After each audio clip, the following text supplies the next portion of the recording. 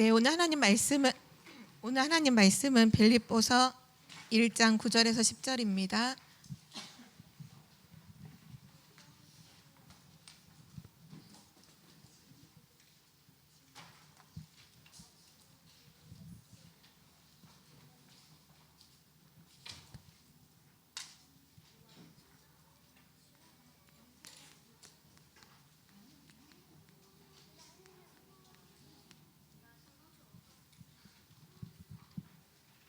빌립보서 1장 9절에서 10절을 우리 성경책을 펴서 같이 찾겠습니다.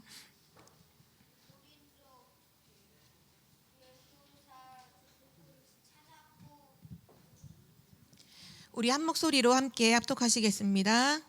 내가 기도하노라 너희 사랑을 지식과 모든 총명으로 점점 더 풍성하게 하사 너희로 지극히 선한 것을 분별하며 또 진실하여 허물 없이 그리스도의 날까지 이르고. 아멘. 오늘 말씀의 제목은 고난당하는 성도의 확신입니다.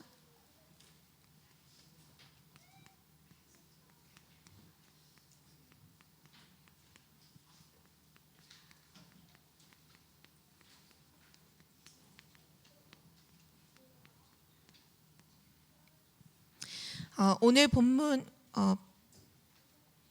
9절에도 보면 전도자 바울이 그런 고백을 하죠. 내가 기도하노라.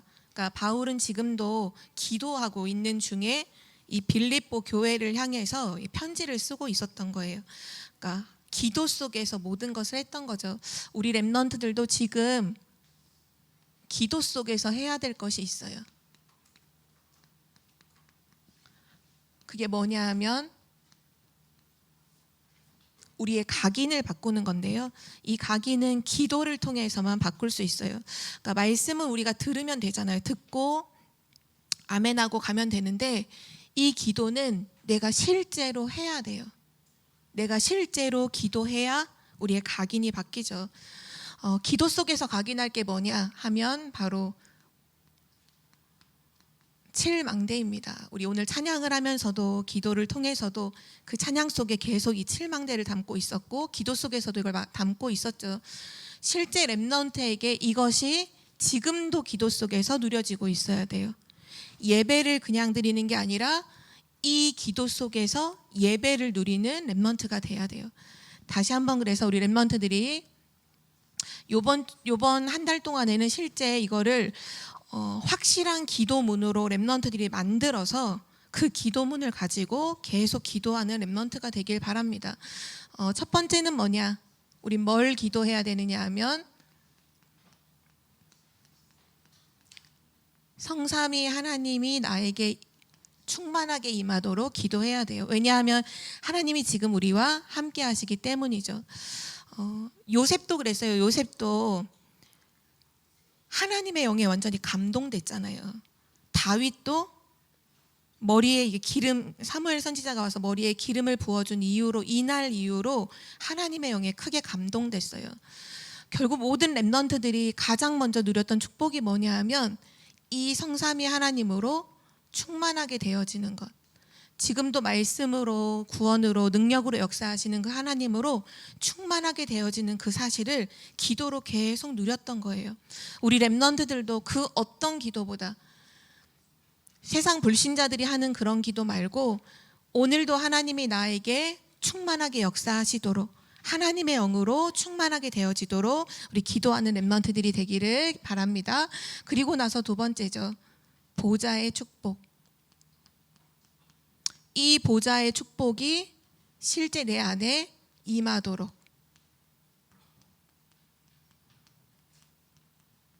성경에서는 증거들이 너무 많이 나오죠. 우리가 하나님의 언약 붙잡고 실제 기도하는 그 시간에 보좌로부터 천군 천사가 파송이 되죠. 그래서 다니엘이 사자굴 속에 들어가기 전에 먼저 천사가 사자의 입을 봉했죠. 또 다니엘의 세 친구들이 풀무불 속에 들어갔을 때에도 이미 주의 천사가 먼저 그 현장에 가 있었어요. 어떻게 그럴 수 있느냐? 보좌의 축복을 누리고 있었던 거예요. 다니엘과 세 친구가 기도를 통해서 보좌의 축복을 계속 누리고 있으니까 시공간을 초월하는 천군 천사가 그 현장에 역사했던 거죠. 보좌의 축복은 특징이 뭐냐? 시공간을 초월해요. 237까지 가요. 그리고 중요한 거는 이 보좌의 축복이 우리 안에 임하면 우리의 하나님의 형상이 살아나고 영이 살아나고 우리 삶이 살아나요. 혹시 렘넌트들 중에 내 삶이 약간 무너져 있다고 생각하는 렘넌트들이 있다면 보좌의 축복을 누리세요. 보좌의 축복이 내게 임하도록 기도하세요. 왜냐? 하나님이 약속하셨거든요. 보좌의 축복이 임하면 모든 내 삶이 살아난다고요. 그러면 이걸 가지고 기도하는 거예요. 또 보좌의 축복이 임하면 어떤 증거가 나타나냐? 나에게, 우리 교회에, 그리고 내가 하는 모든 공부에 전무후무한 응답이 일어나요. 전무후무라는 건 전에도 없고 후에도 없는 응답을 말하는데 그 응답은 누가 주시는 거냐? 보좌에 계신 하나님이 주신 응답이거든요. 그래서 우리 렘넌트가 보좌의 축복이 나에게 임하도록 기도하는 거예요. 방금 전 말했던 그 자세한 내용을 다 가지고 기도해도 되고요. 그거를 이미 믿고서 보좌의 축복이 임하게 해주세요. 이렇게 기도해도 돼요. 그리고 나서 삼시대를 살리는 능력. 이것이 나에게 완전히 각인되도록 임하도록 우리 렘넌트들은 기도하길 바랍니다.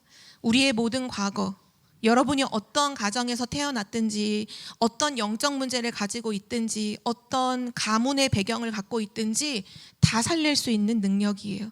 그걸 살릴 수 있는 능력을 내게 주세요. 여러분에게 지금 있는 문제가 환경이 상황이 어려울 수 있어요. 상관없어요. 그거를 살리는 능력을 내게 주세요라고 기도하세요. 여러분의 미래를 준비하는 게 아니라고 했죠. 미래를 이미 가지고 가는 거라 했잖아요. 하나님 앞으로 다가올 그 미래가 이미 하나님 말씀에 나오기를 영적 문제 시대요. 막 이 지구가 전체가 정신병동이 될 만큼 어마어마한 문제를 갖고 있는 사람이 너무 많이 쏟아질 텐데 그 미래를 완전히 살릴 수 있는 능력을 내게 해주세요. 진짜 렘넌트들이 하나님 언약 붙잡고 이 기도를 시작해야 되고요. 그리고 네 번째 기도할 거, 우주의 능력을 내게 주옵소서. 이것이 나에게 임하도록 기도해요. 공중권세 잡은 자, 공중권세 잡은 사단이 지금도 모든 사람들에게 역사하고 있고, 그래서 세상은 사단이 만들어 놓은 문화를 따라갈 수밖에 없고 본질상 진노의 자녀로 살아갈 수밖에 없어요.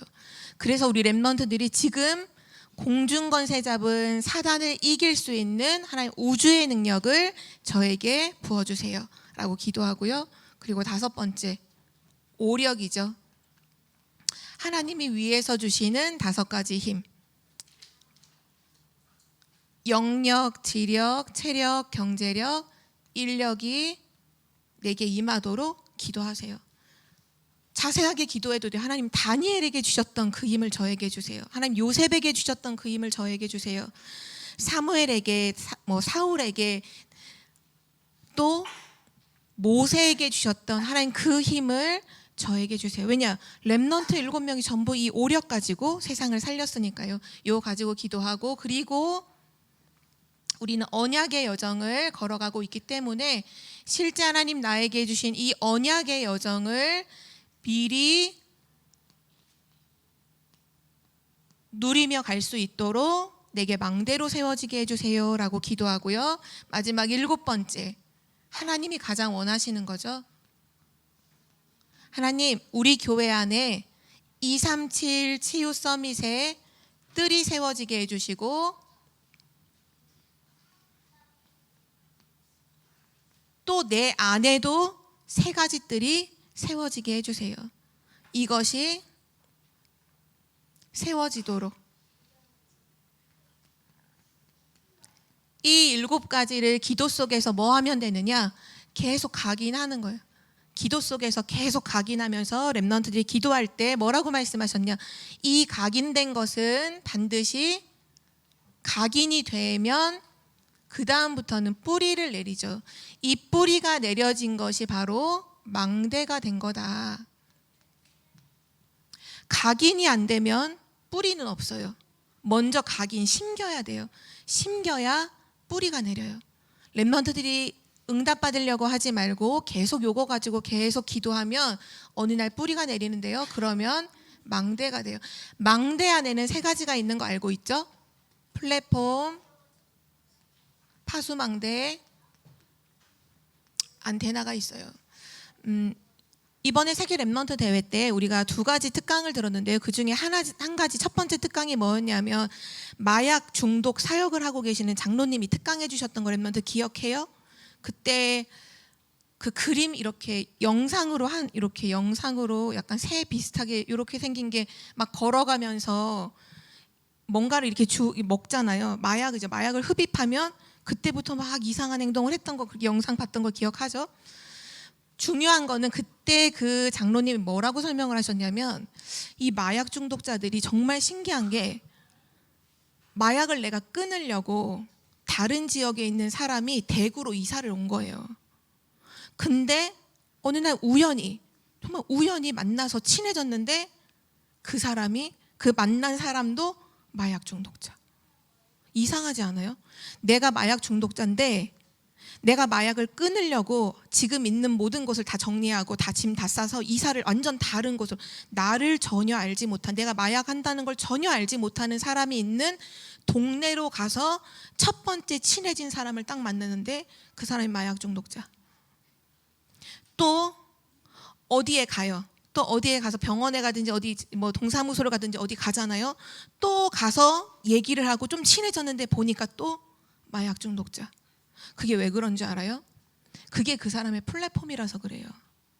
그 사람에게는 지금 마약이 망대로 서 있는 거예요. 그러면 사람들이 모이는데 어떤 사람들만 모이느냐? 이 플랫폼은 모이는 거잖아요.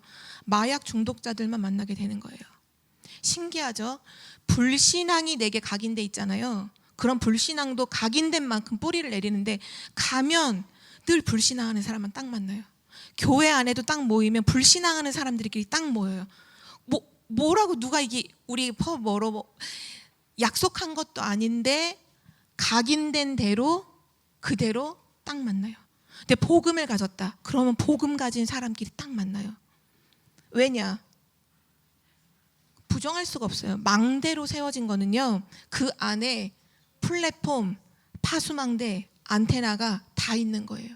우리 랩런트들이 뭐로 망대를 세워야 되느냐?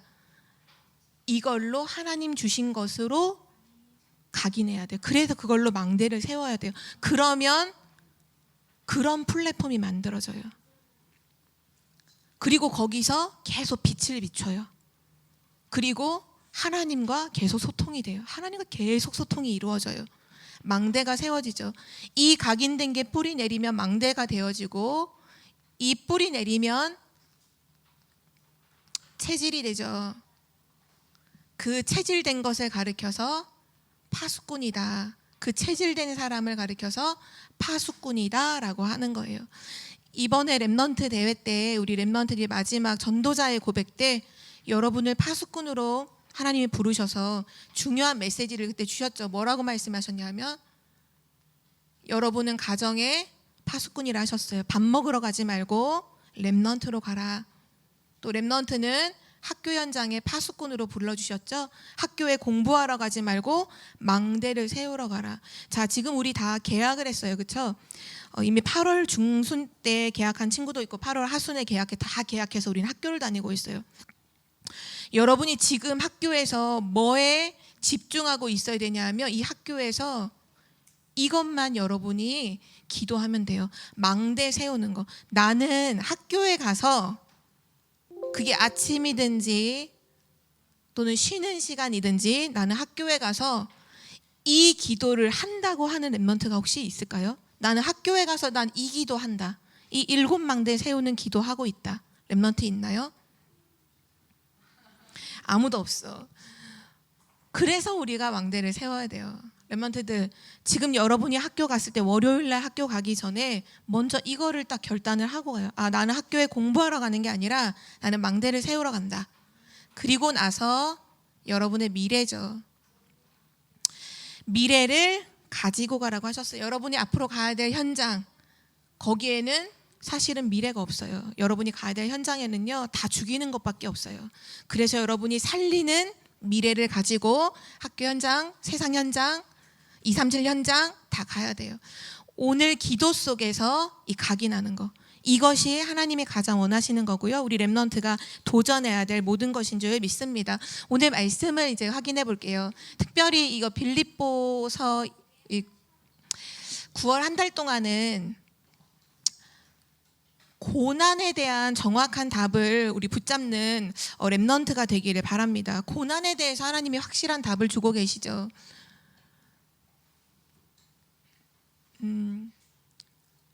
빌립보 교회가 지금 엄청난 핍박과 환난, 고난 속에 있었고요. 또 전도자 바울도 복음을 전가하다가 지금은 감옥 안에 들어가 있는 상황이에요. 감옥 안에 있는 바울이 핍박 가운데 있는 빌립보 교회를 놓고 기도하면서 보낸 편지예요. 그러면 우리 렘넌트들이 오늘 이거 말씀 들어가기 전에 조금 자세히 좀 생각을 해봐야 될 것 같아요. 여러분이 당할 수 있는 고난이 뭐가 있을까요? 고난. 우리 렘넌트가 고난을 당할 때 확신을 오늘 가지고 있어야 된다고 말씀하고 계시는데, 여러분이 당하는 고난이 뭐가 있을까요? 렘넌트 7명을 통해서 확인해 보면 돼요. 자, 렘넌트 7명이 어떤 고난을 당했는지 한번 볼까요? 요셉은 어떤 고난을 당했죠? 요셉은 형들한테 아무 이유 없이 미움을 받았죠. 그렇죠? 쉽게 말하면 형들이 요셉을 이제 아까 함께 하지 않았어요. 왕따를 시켰어요. 이런 고난이 렘넌트에게 있을 수 있죠. 또 어떤 어려움도 당했냐 하면 억울하게 누명도 썼어요. 자기가 잘못한 게 아니라 복음을 가지고 있는데 어려움으로 누명 쓰는 일도 있었어요. 또 어떤 일이 있냐 하면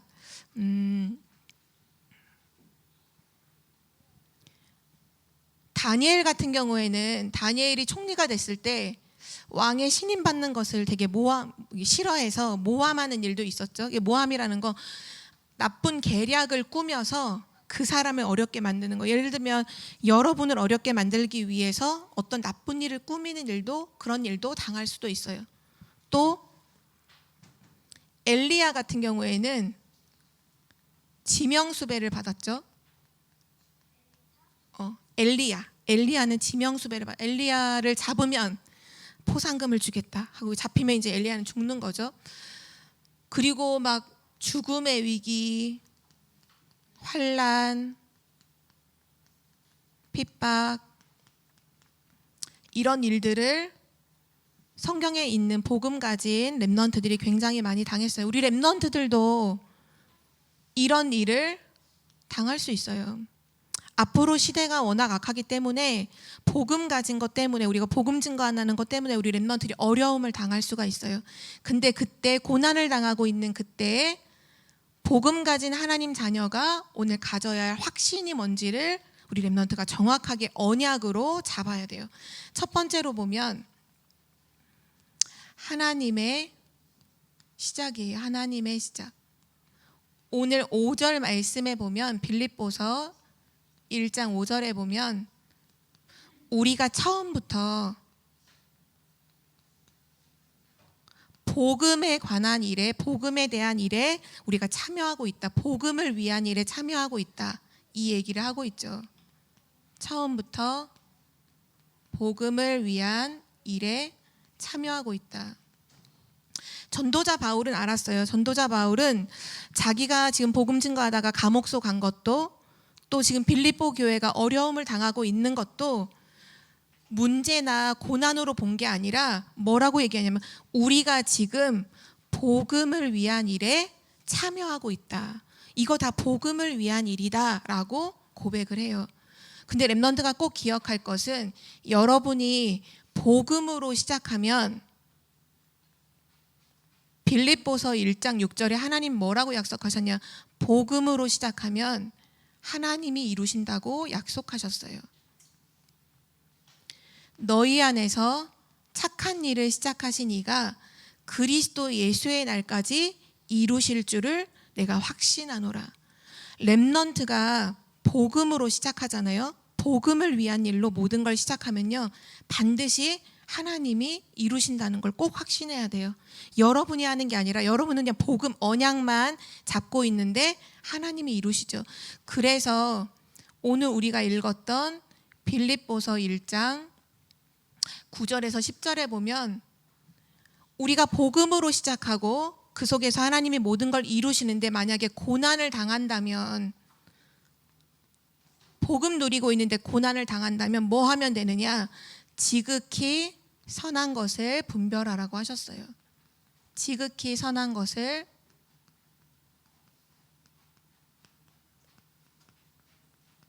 분별하라.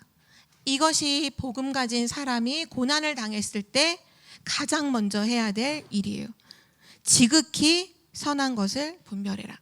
이때 목사님께서 말씀하실 때 요셉이 애굽의 노예로 끌려갔을 때 나는 애굽의 노예로 끌려갔어가 아니라 나는 애굽의 선교사로 가는 거야. 그렇게 생각해야 된다고 했죠. 왜냐? 복음으로 시작했다면 하나님이 모든 걸 이루실 거니까, 그러니까 내게 일어나는 모든 일을 두고서 뭘 생각해야 되냐 하면 지극히 선한 것을 생각해야 돼요. 만약에 나에게 지금 어떤 어려운 일이 생겼어요. 그럼 렘넌트는 어떻게 생각하면 되느냐?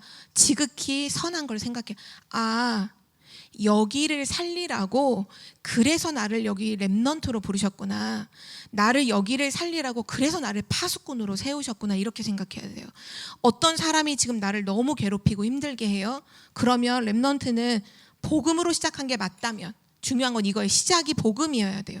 복음으로 시작한 게 맞다면 반드시 하나님이 모든 걸 다 이루실 거예요. 그 속에서 나를 너무 힘들게 하는 사람 만났다. 지극히 선한 걸로 분별해야 돼요. 이 사람을 살리라고 하나님이 나를 렘넌트로 불러주셨구나. 이 사람을 살리도록 기도의 망대를 세울 내가 파수꾼이구나. 이렇게 생각해야 돼요. 그런데 이거를 보지 못하는 사람들은 어떻게 생각하냐 하면 지극히 선한 걸 생각하는 게 아니라 지극히 악한 걸 생각한다고 했어요. 모든 것을 두고서 가장 안 좋은 것만 맨날 생각하는 거. 왜 이렇게 나를 힘들게 해? 왜 이렇게 나를 괴롭혀? 왜 이렇게 안 되는 거야? 근데 목사님 이때 지극히 악한 것만 생각하는 사람을 두고서 뭐라고 표현했냐 하면 좀 심각한 말씀을 하셨어요. 뭐라고 했는지 기억해요? 정신병이다라고 했어요. 정신병 걸린 사람은 모든 것을 보면서 지극히 악한 걸로만 생각한다는 거예요. 항상 최악의 것을만 생각한다는 거예요. 근데 그게 병이 걸린 거래요. 우리 렘넌트는 이거예요. 중요한 것은 고난을 당했을 때 첫 번째로 렘넌트가 확신해야 될 게 뭐냐 하면 복음으로 시작했다면 하나님이 이루신다. 모든 거 하나님 다 이루신다. 분명히 약속하셨죠. 너희 안에서 착한 일을 시작하신 이가 그리스도 예수의 날까지 이루실 줄을 내가 확신하노라. 그러면 고난이 딱 왔다. 문제다가 아니라 지극히 선한 것. 선한 게 뭔데요? 살리는 거예요. 선한 건 살리는 거예요. 악한 건 뭐예요? 죽이는 거예요. 악한 걸 생각하는 건 모든 것 속에서 이 사람도 죽이고 저 사람도 죽이고 여기도 죽이고 다 죽이는 것만 생각하는 거, 그게 정신병이라고 했어요. 근데 지금 우리나라 시대가 지금 이런 시대잖아요. 모든 사람들이 지금 막 죽이러 간다, 어디 죽인다, 이런 얘기가 지금 계속 한 달 내내 사건 사고 계속 터지고 있잖아요. 병들어서 그래요. 병들어서. 우리 렘넌트는 선한 것을 생각해. 지극히 선한, 가장 선한 것을 생각해야 돼요. 살리라고 나를 보내셨구나. 살리라, 이 사람 살리라고, 이 현장 살리라고. 우리 학교는 왜 이렇게 문제가 많아? 그렇게 아니라 그래서 하나님이 이 현장을 살리라고 나를 렘넌트로 불러주셨구나. 그거를 확신하는 우리 렘넌트들 되기에 기도합니다. 그리고 두 번째로 하나님의 계획이에요. 하나님은 계획하심이 없이는 일을 이루시는 법이 없어요. 항상 계획하시고 일을 이루시죠. 지금 바울이 감옥 안에 있어요. 바울은 어떻게 생각했을까요? 바울은 오늘 말씀해 보니까 이 감옥에 내가 들어간 것이 복음 전파의 진전이 되었다, 이렇게 표현했어요. 이렇게 말했어요. 나 복음 이제 못 전하거든. 감옥에 들어가니까 나 복음 못 전해가 아니라 복음 전파의 진전이 되었다. 진전이 됐다는 건 유익하다는 거예요. 복음 전파가 더 한 발자국 앞서가게 됐다는 거죠. 유익하게 되었다는 거죠. 왜냐하면 여기에 12대 안과 밖이라고 했는데 12대가 언제냐면 감옥을 말하는 거예요. 감옥 안에서 또 감옥 밖에서 내가 지금 복음 증거하는 것 때문에 갇힌 것들이 모든 사람에게 전부 다 전파되었다는 얘기를 전도자 바울이 해요. 그러니까 바울은 어떤 걸 본 거냐면 감옥을 현장으로 본 거예요. 내가 감옥에 갇혔다가 아니라 하나님이 감옥이라는 현장으로 나를 보내셨구나. 왜냐? 감옥 안에도 복음 들어야 할 사람들이 필요하니까. 그리고 중요한 건 지금 감옥 밖에 누가 있냐? 감옥 밖에는 지금 빌립보 교회가 있는 거. 그래서 빌립보 교회 성도들한테 편지를 쓰는 거예요. 그러면서 이 성도들에게 뭐라고 말했냐 하면 복음 전파에 유익이 되었으니까 나는 하나님께 너무나 감사한다.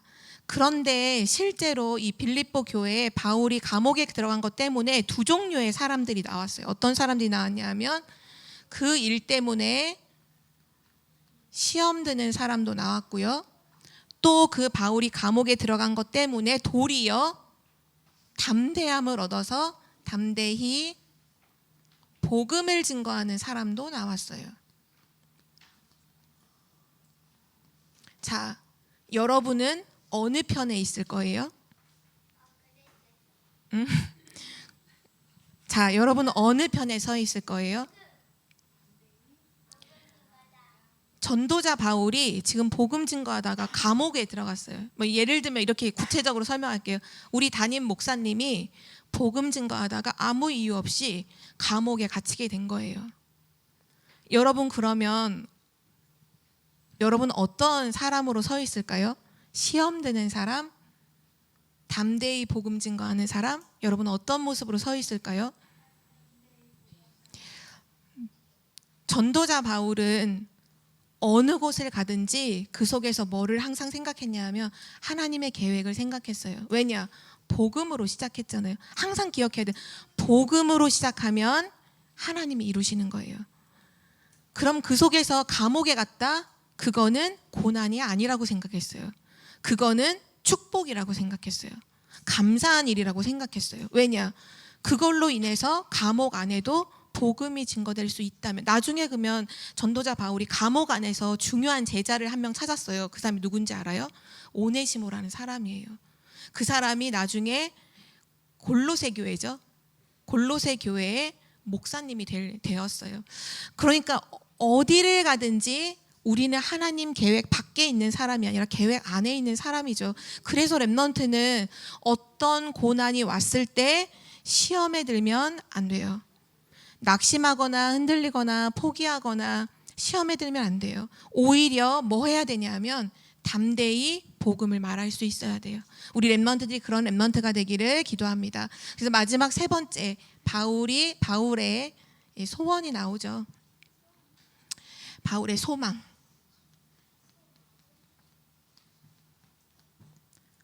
감옥 안에 들어있는 바울의 소망은 감옥에서 나가는 것이 아니었어요.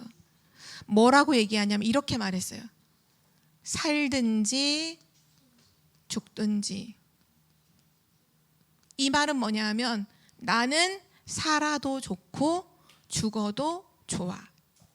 살아도 괜찮고 죽어도 괜찮아. 왜냐? 이 감옥 안에 들어갔을 때 사형당하면 그냥 죽는 거거든요. 나는 살아도 괜찮고 죽어도 괜찮아. 근데 이유가 나와요. 우리 그 이유는 함께 말씀을 읽도록 하겠습니다. 1장 20절 말씀인데요. 우리 함께 말씀 같이 읽어봐요. 빌립보서 1장 20절 말씀.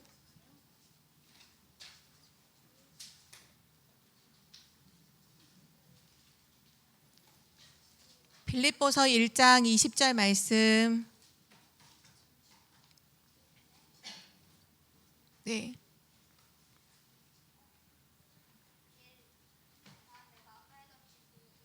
네. 빌립보서 1장 20절 말씀 찾았죠?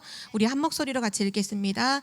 나의 간절한 기대와 소망을 따라 아무 일에든지 부끄러워하지 아니하고 지금도 전과 같이 온전히 담대하여 살든지 죽든지 내 몸에서 그리스도가 존귀하게 되려 하려 하나니. 아멘. 제가 21절까지 읽으면 이것은 내게 사는 것이 그리스도니 죽는 것도 유익함이라. 아멘. 살든지 죽든지 그 이유가 뭐냐? 살아도 좋고 죽어도 좋은데 이유가 뭐냐? 내 몸에서 그리스도가 가장 존귀하게 되게 하려 함이라. 만약에 그리스도가 가장 존귀하게 높아진다면 나 그럼 살아도 좋아. 만약 내가 죽는 걸로 인해서 그리스도가 존귀하게 높아진다면 나는 죽어도 좋아. 그러니까 전도자 바울은 지금 어떤 상태냐면 완전 갈라디아서 2장 20절의 상태인 거예요. 그러니까 내가 없어요. 나는 없어요. 지금 그리스도만 살아있는 상태, 그리스도가 주인된 상태예요. 그래서 내가 살아있는 게 복음에 유익하다? 그럼 나는 살아있는 게 좋고, 내가 죽는 게 복음에 유익하다면 난 죽어도 괜찮고, 나라는 생각이 하나도 없어요. 어제 토요 메시지 때 어디였는지는 기억 안 나지만 마지막 결론에서 그 얘기를 하셨죠.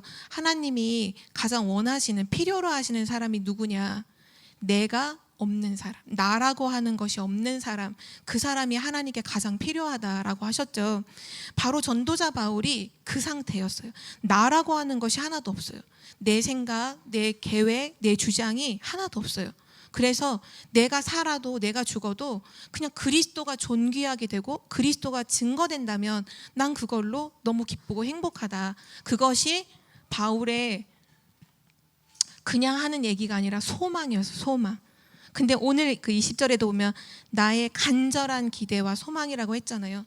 항상 기도 속에서 이걸 기도했던 거죠.